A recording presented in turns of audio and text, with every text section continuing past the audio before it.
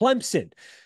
Dabo Sweeney coming in this year. We got Garrett Riley at OC, the highest paid coordinator. Wes Goodwin at DC last year, 9-4.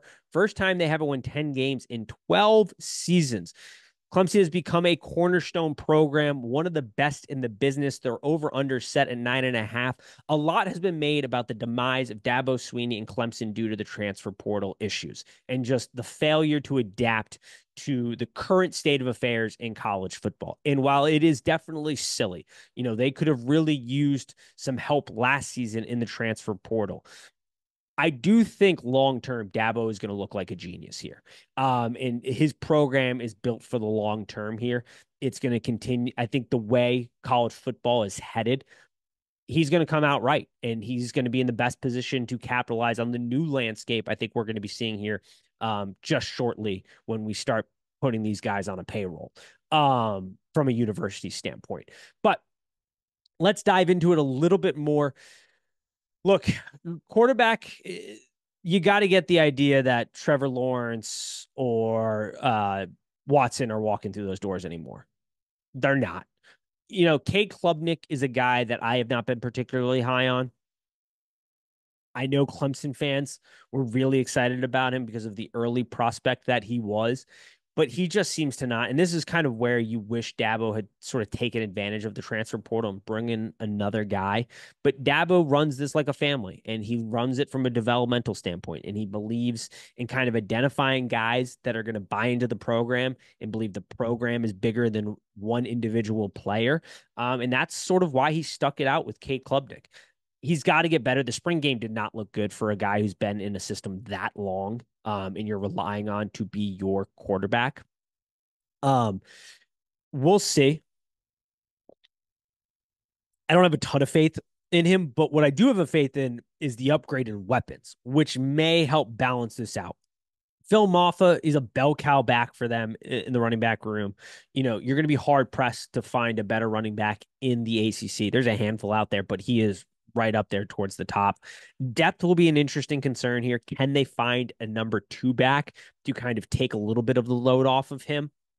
I think is the question. The wide receiver room.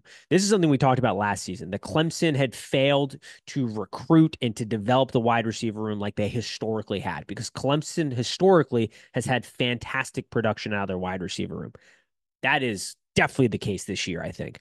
I mean, this wide receiver, and they dealt with injuries last season, but this wide receiver room, they built back stronger. My goodness. They've got these two young kids coming in, TJ Moore and Brian Wesco. Brian Wesco, they are talking as if he is going to be DeAndre Hopkins reincarnated. You got TJ Moore, who in that Army high school All-American game was arguably the best player on the field. Like, he looked to be the best guy out on the field during that game. Like, you have to be overly excited about what this wide receiver room brings to the table. If Antonio or Antoine Williams can be healthy, that's a nice little piece too.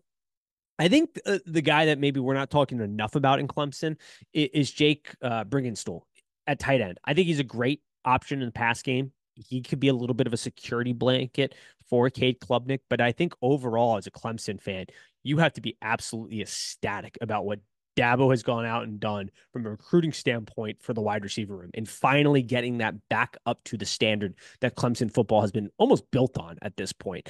Offensive line, Blake Miller is back. Center, you've got question marks, but Matt Luke's a really good offensive line coach.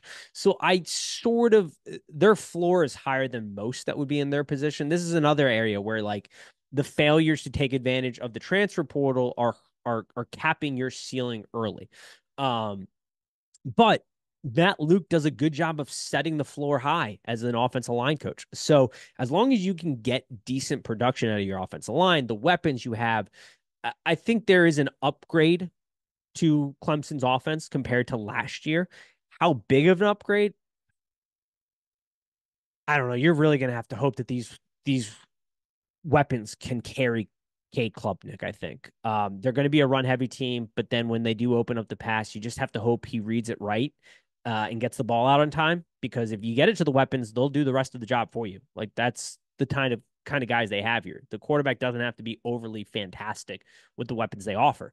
It's just, can he read the defense right and get the ball out of time? And that could We'll see. Be a big ass, maybe. Defensively, Barrett Carter's back. I mean, just a huge retention piece. You get RJ Mickens back as well. I mean, those are two massive pieces for this Clemson defense. Clemson, I was concerned about the fall off of the Clemson defense there. Wes Goodwin seems to be doing a good job of being a stabilizing force for this program, and making sure that the defense doesn't sort of have that massive fall off. It's incredibly talented still. They develop a lot of guys. But I do think it'll be a slight downgrade from last year. Like I said, Barrett Carter in the linebacker room returning is massive for them. Sammy Brown, they believe, is the absolute future for this program. You've got TJ Parker and Peter Woods, who were massive hits for them in the secondary. Like, those are two young guys, or not secondary, defensive line. My goodness. They have two guys in the secondary, Shelton Lewis and Terrell, who are big hits. But TJ Parker and Peter Woods seem to be legit pieces for them. DBs, you have 4 returning freshmen, like I kind of got mixed up there a little bit. Shelton Lewis and Terrell, massive hits for them. Like, that's going to be big. Safety Cleo Barnes, big freshman season, going to be paired with RJ again. Outside of that pairing, I'm not overly excited about the depth here. So you got to hope for a little injury luck. We'll see. I think you give a slight benefit of the doubt to Clemson as a whole to be able to develop talent, but how quickly can they get acclimated and play as a unit will be massive. As far as the State of the Union for Clemson, I've sort of gave it up front. Dabo's unwillingness to take advantage of the transfer portal is setting their ceiling lower. It's an iron dome. It's set lower. But because of how he runs this program, because of the development they have, because of the long-term outlook they have, their floor is much higher than other programs. Long-term, like I said, I think Dabo is going to be fine. I think we're over-exaggerating the downfall of Clemson long-term, I think, because I do think we're going to start to see pretty shortly here in the coming years college football moving to more of a salary-based thing. And Dabo's going to come out looking like a genius if that happens. And his program is going to be in the best shape to capitalize off that. And Clemson's going to keep rolling on. So I think long-term, they're going to be fine. I think just short-term, you're going to run into some frustrations because there's a lot of talent on the roster and you don't see the maximized potential because you fail to acquire just a handful of guys in the transfer portal.